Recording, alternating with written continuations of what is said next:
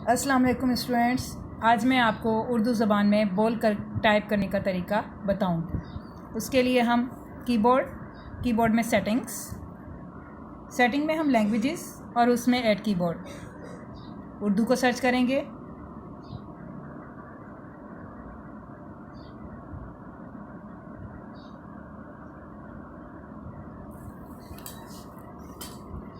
Urdu Pakistan search किया, done.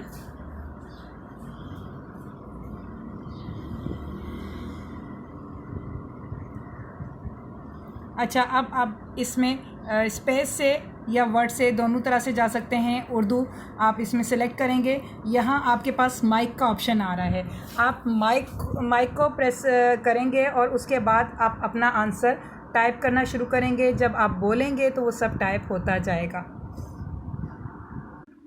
यहाँ mic इसलिए यूज़ नहीं हो रहा क्योंकि मैं ऑलरेडी माइक पर बोल रही हूँ और इसी वजह से। लेकिन जब भी आप कुछ लिखना चाहें आप माइक को यूज़ करें और उसके बाद आप बोलना शुरू करेंगे तो आपके वो सारी की सारी लैंग्वेज टाइप होती जाएगी। और इसके साथ एक चीज़ का ख्याल रखिएगा, टाइप करते हुए बाज़ अल्फाज हमारे पास गलत टाइप हो रहे होते हैं, उसको ठीक करने की गुंजाइश मौजूद रहती है। उसे आप खुद अपने पास ठीक कर लीजिएगा, उसको दोबारा से टाइप कर लीजिएगा।